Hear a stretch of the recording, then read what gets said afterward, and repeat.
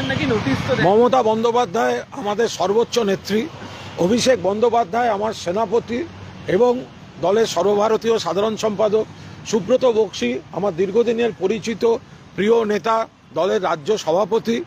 ফলে তাঁরা তো সবসময় মাথার উপর রয়েছেন।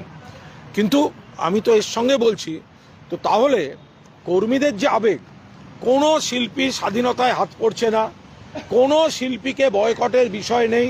শুধুমাত্র যারা প্রতিবাদের নামে কুৎসা করেছেন, খারাপ ভাষা বলেছেন, আপত্তিকর অশালীন ভাষা বলেছেন, তাদের ক্ষেত্রে তৃণমূলের কর্মী সমর্থকরা তাদের আয়োজিত অনুষ্ঠানে রাখবেন না।